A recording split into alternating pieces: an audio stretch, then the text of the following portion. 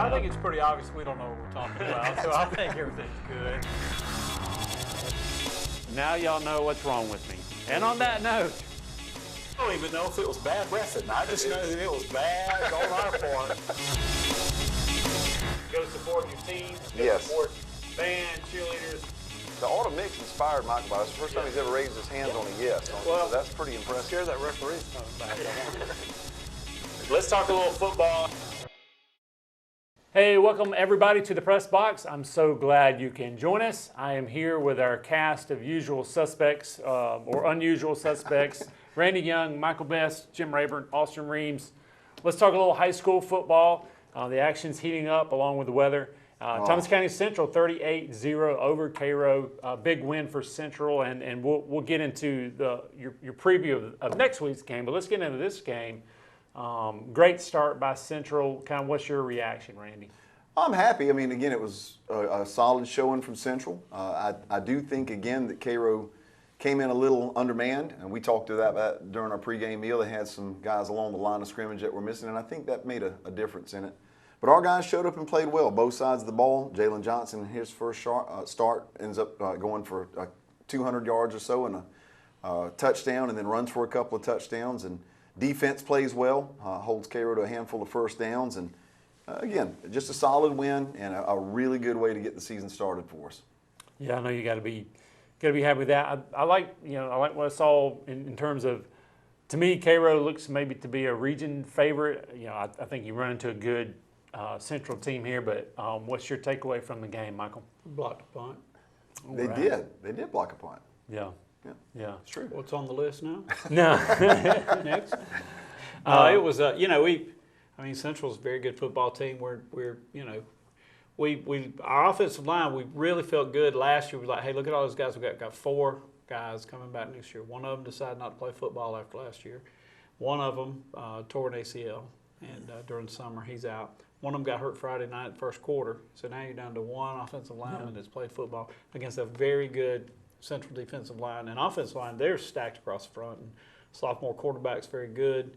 He's got a good line to help him. They made some big plays. And like Randy said, last year they're more of a home run team. This year they're kind of bunts and singles and doubles. And I thought we fought them pretty good in the first quarter. They did not get 50. I felt good about that. I mean, and did talk to God. Made a deal there. Made a deal. Yeah. So I got to teach a lot of Sunday school on Facebook. I know. But just keep that. But it was, we just got last year. We bounced back. We lost to Thomasville there in the last few minutes of the game, but then we got on kind of a roll. Won 8 games. Went second round of the playoffs. Thomas was pretty good last year now, too, now. Yeah, very good. And that's the point I wanted to make, too, to the Cairo folks that are watching. You think about the folks that you've seen in the spring, the guys that you faced in your preseason. Central's pretty good. Yeah. So it's not like you, again, been playing the Sisters of the Deaf and Blind here. Yeah, we played Colquitt County in the spring. They beat the number 6 team in the nation. Yeah. Handily. And then we played Ware. They're undefeated last year, state champions. Played Central, who went 12-1, won their region. That's not bad. Lost Thomasville, they won their region. So lost to Troop, who played Benedictine in the semifinals. So we lost to some, but you got to beat those teams. You got to find a way to start beating those teams, and that's what we've got to do is find a way to get back over the hump. And it's an ebb and flow. We've all been there. We go through those years where, and you want to beat those rivals, and that's what the fans want, and that's what the kids want. I had a guy yesterday, stopped me. He works in Thomasville, and he goes, "Do you know how much I ran my?" I said, "I wouldn't have done that." Yeah. Should come talk to me. Football. Don't do that. I wouldn't have done that. Don't do that. But because you just never know. Even when you're really good, don't run your mouth about football. You never know. And it drives me nuts hearing all these folks. Well, doggone, I bet money on the game. What are you doing? Don't do that. Don't do that. Money's hard enough to come by. That's y'all. the truth. Very cool moment at the beginning and before the game. We had Mr. Tootle, former principal of Cairo High School, and Mr. Papa D. Frank Delaney, former principal at Thomas County Central, in a golf cart together. They made the victory lap. Yeah, it was neat. And everybody's cheered for him, and Mr. Tootle was the honorary captain, and Mr. Frank Delaney went out there with him, and that was a big moment for both of those. Thanks to Cairo for thinking about that. Somebody was kind of thoughtful to honor those two right there. Well, it was, I think it was well overdue for both of them. They mean so much to their schools, and they're like, they're like twins. Yeah, they are. I mean, They really are. Just the way they ran their schools and the relationships they had with their kids coming through. And even though they were rivals, they were brothers. And I can see the resemblance too. Yeah, they look alike. One now, Mr. Toodle's a little taller. Yeah. That's They are the wired one big difference. just But they're like wired. each other. Yes. As far as their personalities and the way they do things, I'm telling you, it's like a mirror. And they know it, too. Oh, yeah. That's the thing about it. They know it. Anyway, So that was good folks. That was a cool time Yep. to kick off the game. Well, I liked what I saw from Cairo in terms of that defense is pretty sporty. I mean, you've got some elements I think that's going to take this team on to do well in the rest of the season. You got Monroe coming up. It's a good chance. High school kids are good at this to just kind of forget what happened last week and you focus on Monroe. Tell me about this game coming up. Well, Monroe, they beat Mitchell County last week on a last-second field goal, and all of us have talked through the years about Monroe. They're a gathering of very good athletes. Sometimes they're not. I won't say they're not coached well, but they don't respond to coaching well sometimes. Yeah. And if you jump on them early and get up on them, you pretty much got the game. But if you give them any shadow of hope after halftime, you may be in for a war for the rest of the night, because they're such good athletes that all of a sudden they just figure out, hey, we can win this game. And I've seen, we've been up at Hugh Mills on a Saturday night fighting for your life. I remember going double overtime a couple times against Monroe and leading, 28-0 at the half. And then all of a sudden come out in the third quarter and they score, and all of a sudden they're celebrating. And if they score again, get ready. So it'll be, I think, a game that we've just got to come out and start strong, start quick, and play hard and bounce back from this. I think we did it last year. We can do it this year. We've just got to focus on what's ahead and put away what's behind, win the games that are in front of you. Control the stuff you can control. That's all you can do. So you got a lot of important games coming up to do this. I mean, nothing to me. You love to win them all, but to me, like, you're getting your team ready for region, you're getting them ready for state. That's where it is. It doesn't nullify any of these games, but right. And everybody likes to beat the rivals, but sure. like you say, in the big picture, you got to win your region games and get to the playoffs. That's the only time magic happens is in the playoffs. So, but you do want to win those region games, and we'll just keep fighting till we can. There you go. All right. Well, speaking of fighting, I guess we're talking about the War of the Roses here. So Thomasville is going to go over to Thomas County Central, and how many games? Do we know how many games in this matchup? I'm just throwing that out. 28-27. 28-27 Thomasville right now. Yeah. So let's do a quick game preview of this one. I'm gonna pull you in, Randy. What do you think about playing the Dogs? And it's always fun, but let's talk about the game. Well, I think Thomasville has definitely improved their team speed based on what I've observed. The highlights against Brooks that I saw. Quickness all over the place. Very, very quick receivers, a lot of quickness coming out of the backfield. Cam Hill's a very impressive quarterback, and it looks to me like this is a better Thomasville team than I saw last year, based on what I've seen overall. And I'm excited to see what we do. Central, again, started off really solid. Thomasville started off really solid. And you just never know what's going to happen in this particular game. I mean, it's one of those games. It seems like somebody somewhere that you don't expect to step up and become a name becomes a name in this game. So it'll be interesting to see who steps into the spotlight this year. It should be a good one. Yeah, Jim, what's your take on the game? For me, both teams, just looking at some game footage, both teams to me look very almost kind of mid-season to me. Not many mistakes. I'm glad of that, because a lot of times these early rivalry games, there's a lot of sloppiness, but really. That's a testament to the coaching. Yeah, that's a lot of good coaching that you're seeing from all the teams represented. But what's your take on this game? Is how well our defense plays. I don't know if we can line up against their offensive line. We're not very big up front, and it's just going to be a tough battle for our defensive line and defensive team to keep the game in hand so our offense can take advantage of it. So it's going to be a battle, but I'm praying for lightning in the second And quarter. it'll happen. Well, Michael won't be there. Yeah, And it'll be a 3-hour delay, and they'll just say, hey, we got the money, let's go home. It's always going to be something interesting that comes up. No matter, there's been so many kind of legendary games, but also just quirky things that have happened in this game. So I don't expect anything less. But Jim makes a real good point. I want to point this out real quick, and I wanted to say it Yeah. when we were talking about the Cairo game. Central, for the first time, I talked to Bill Wilhelm about this. Of course, Bill was a long-time offensive line coach for Central. I think this is the first time ever, or second time ever, that the entire starting offensive line for Central is seniors. Yeah. And on top of that, they average about 6'2", about 260. Yeah, And that's pretty sporty. They were playing like seniors too. You know, Yep. there's sometimes that's not always the best thing, but those guys were experienced, playing together, playing well, playing hard. What's good about it from our standpoint, a couple of the guys that have filled in the spots that were lost with seniors last year, you probably would have looked at them and gone, oh my goodness. But they really stepped up with their work in the offseason and put in the work that the coaches asked of them, and they look good. And you know, I agree with Jim. I think the game will be won, as most games are, on that line of scrimmage. Both sides, really, when you think about it. Yeah. All right, well, let's talk about Thomasville beating Brooks. Big win for the Dogs, 42-20. And to me, that offense looked really good, really kind of mid-season to me. But talk about your thoughts of the win over a rival game. And then we'll get to just kind of talking about rival games. But give me your thoughts on that Brooks victory. Well, the key to the ball game, we kicked off to Brooks. We won a toss and deferred. And they ran it back to our 35, and the defense stopped them. And our offense was only stopped by Brooks' defense twice. We missed a field goal, and we punted once. Now, we had the ball at the end of the half. That don't count. But we scored. Every time we had the ball other than that, we drove in for a touchdown. And we'd stop Brooks 2 or 3 times, and then next thing you know, we're up by 2. And defense played better than I thought.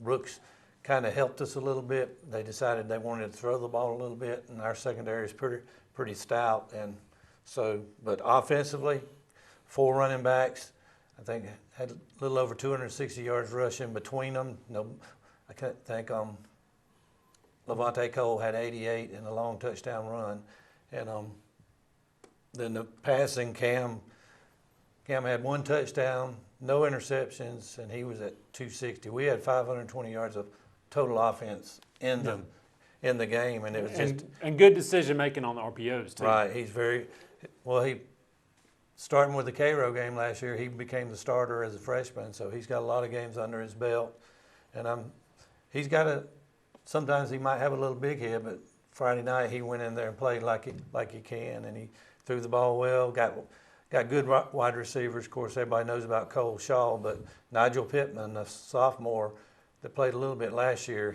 he's going to take the heat off of Cole because he may be better than Cole when it all shakes out. But then we got Messiah Wilson, who's replacing DJ Thurman at slot, and he's like trying to hem up a cat. He's very fast, and he catches the ball well. He can run the ball well. But the offensive line was a surprise to us. Basically, some of them had played a lot last year, but it's a whole new unit. First time in 4 years we've had a different center, and they played real well against a Brooks County team that's always tough on defense. So great night for all the running backs. We got 4 right now. We get 1 back in a couple of weeks. E.J. Bean tore up his knee last year, and he'll be coming back shortly. So, you know, that means less carries for somebody, but I mean, it's a good thing. Good problem to have. It's a good problem when you got that much depth at running back. Yeah. When's the last time y'all scored that many points against Brooks? Last time they were in Thomasville. Really? Okay. We were up like 42, 43, and the Sanders kid threw 3 touchdown passes in the fourth quarter and made it tight, but we'd scored that many. We play them good at home. We don't play them real good. Well, listen, we don't play them as good over in the Rat Palace. Anytime you score 42 against Brooks, you're doing something right. We want them to give up. The winner of that game gets to keep the hammer. They put it in the middle of the field. We should be able to keep it. Yeah. Well, I was glad for our Bulldogs. I'm telling you, I'm proud of my Bulldogs. I was thinking about that golf cart situation, and maybe next we could talk about that. I'm just putting some things together. My mind is constantly thinking about the way yes, to do it this is. thing right. Oh, it is. All right, hey, let's before I have to, before we get in trouble, before I get in trouble, let's talk about kind of rival games, and we obviously play a bunch of them. Always fun, always interesting. Coach Soleil kind of brought this up, and he was just talking about in the Bulldog show. He was just talking about just playing within yourself, sort of kind of, and how kind of difficult that is to do in a rival game where you just get so amped up. Talk about how the coaching staffs and how that happens. How do you kind of coach playing within yourself? Michael, I'm going to give you the first take at Well, it. thanks a lot. But We're not handling that too well right now. Well, you handled it in the past. Now don't start all that mess. That's right. And you know, you have some games coming up that there's just going to be a lot of juice, a lot of heat, a lot of passion. So you want to, how's that going to work for y'all? Well, it's the fact, I mean, they're rivals obviously because there's so many people, they either kin to each other, they work with each other, they play ball against each other coming up, through even the rec leagues, and so there's a lot of chit chat back and forth at work and things. So those games become bigger than they are because of the familiarity of everybody, and everybody wants to win those games, and sometimes we overlook the fact that there are other games that are more important in the big picture that you got to win. So you got to, I think a coach would say, we got to play within ourselves and understand this is a game on our schedule that we need to play very hard to win, but it ain't the end of the world if we lose, and we ain't on top of the world if we win. Yeah. Because if it ain't a region game and you're not trying to get in the playoffs with it, you lose the next three, right? Doesn't do you no good, right? But for the fans and even for the kids, sometimes that's bigger. I mean, even in college, there are a lot of folks that look at Georgia, Georgia Tech, Florida, Georgia, whoever Ohio State plays. Florida State. Miami was notorious. Who's Ohio State and Michigan? Is that their big rival? We don't say that word. Sorry. See, that does it with the golf cart. Now, you ruined it. He was thinking See, about I'm it. Nobody's going to celebrate this at all. There goes my celebration. All right. So, Randy, your take on kind of how you coach playing a game like that? I agree 100% with Mr. Best. I mean, we have all, though, been in situations where it really gets complicated is when you've got rival games that are region games. Oh, yeah, like us in Bainbridge. Well, when we were all in a region Yeah, together. when we same were all in a region. region Ooh, together. Yeah. Lord. I mean, you talk about amping it up, and rightfully so. Yeah. But, I mean, it means more to the fans than it does the program and the players. I mean, it really does, because there's so much trash talking going on. You go online this week between the Thomasville and Central fans, it is hilarious. Some of the stuff that is getting thrown back and forth. And last week, too, with the Cairo game, the rivalries are for the fans. Of course, the players want to win, but it's not the money games. As Coach Pilcher used to say, the money games are the games that get your rear end into those playoffs. Yeah. Bottom line. Yeah. But try to tell people. I know. I get it. They want those trophies. They want that bragging right. I get it. And it's understandable. Yeah, I think that's not that it's not important, but it's not the most important. Right. Yeah. Coaching moves in rival games. What do you think? How do you coach that? I know Coach DeLay coaches no different this week than he coached last week. Of course, Brooks is a little bit of a rival for us. We got our first 3 ball games are rival games because Cairo is sort of a rival. Sort of, kind of, sort of. They were my rival when we were growing up. Yeah. And Central was not. We didn't even exist. Yeah. Well, I'm not that old. Well, now you're out. Okay, I guess I'm again. Central began in '58. I was 4 years old. But the Cairo Thomasville game, that was established even before then. That was now. a long time. And that's who we used to meet at the creek and fight. Yeah. Oh, really? Still do. But y'all want to carry that on? We can film that or something. I don't want to hurt Michael. I'm radioactive. He might. I don't want to. Anyway, I think you just coach it the way you coach. Get your kids ready to play. You don't have to put any emphasis on it because they're putting emphasis on it themselves. And the biggest thing about the Thomas County Central game is that gate provides money for the their program a big deal this time for all the programs. Gets the windfall like we got last year. So that helps both schools and both programs this game. But as far as the big picture, I'm glad we're getting them out of the way early. Yep. First 3 games, then you can begin to dial it into the region. Yeah. And let me point something out real quick in case the fans haven't heard. This is the national game of the week for Huddle. Huddle does the live cast. We do our live cast and live streams through Huddle. They're choosing 1 game per week through the regular season nationally to go all over the place. And the first game that they're going to do as their national game of the week is this one. And instead of bringing their crews in, they're using the camera shots from the Thomas County Central Broadcasting Department kids, which is very Yeah, that's impressive. pretty I just neat. want to point that out. That's kind of cool. Yeah. So, check, you'll have that info on. Oh, where yeah, that- yeah. It'll be all live over stream and all online. that. But yeah, Okay, it's that'll be real neat. cool. And it's a compliment to both schools and a compliment to the rivalry that they're interested in covering it as their first national game of the week. Yeah, that's pretty cool. It is. All right, speaking of national games, you got Colquitt County defeats Dutch Fork 48-17. Again, always do well in these big, huge type games. You got Nico Fan with 4 touchdown passes, Nycar with 2 touchdowns, and Deshaun Brown with 162 yards on the ground. So that dominant offense from the Packers takes control of this game. They got Stockbridge coming in. So I'm not sure what Stockbridge was thinking. I was going to say, it don't matter. No matter who's coming in this year. That's true too. That'll be an interesting kind of thing we'll talk about with the Packers is just focus, right? Week by week focus because they're so talented. Yeah, loaded. So we'll be kind of tracking that. Mitchell County lost to Monroe 3-0, and they're On going to a go play. last-second field goal. So they can kick now, Michael. So they yeah, can there kick. you Be go. ready. So you got to be ready. They get to go to Randy's favorite place this week. They played at Worth County, Ooh, going my. up to play the Rams. Just don't let the lights go out. Just That's saying. right. I was there. Pelham got beat by Cook, so Hornet on Hornet violence there. Maybe Cook is they're the murder Hornet That's trophy it. or something like that. That's They it. get that one. So Pelham lost 28-0. They're going to play Chattahoochee at home, so their first home game. Let me just say, Cook's a pretty good looking football Yeah, team. They've yeah. got a lot of athletes, senior laden, and they'll make Quarterback's some real noise in the good. region. What's that? Their quarterback's real good. Really good. Yep. Yeah. And then Brookwood went on the road for their first game and lost to Frederica 56-41. Defensive battle, clearly. Yeah. Brookwood's going to be working on the defense this Golly. week, trying to get that ready for go to Weewa Hitchka to play the Gators there. So Weewa. Yep, that's right. Fun name there. Do they have a Wawa in Weewa? I don't Weewa know. on the wall. I don't know. Yeah, They, that would be cool if they they did. say it's a good venue. Like the whole community shows up, big support for that program. Really? So Okay. pretty neat. Not So a lot going excited on in about Weewa that. Hitchcock, No, probably, I no, would think. I would- say. That's Just a pretty- little drawbridge used to be. When you Yeah, that's you right. had to- That's right. I forgot about You that. had to That's wait cool. on that drawbridge every now and then. Is it still there? About that. I don't know. have I no hadn't idea. been that way. Yeah, I hadn't either. That's in cool. I years. forgot about that. All right. Well, we're going to take a break and we're going to talk a little college football coming up.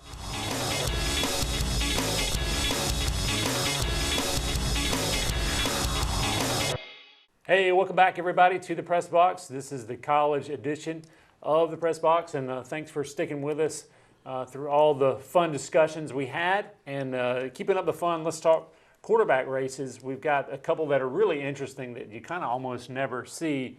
You've got Alabama still has a quarterback race. Also, you have Ohio State with a quarterback race as well. So, guys, just give me your thoughts on Bama. We've got our Ohio State correspondent over here, but do you think Alabama doesn't have a quarterback, or do you think Saban's just messing with us?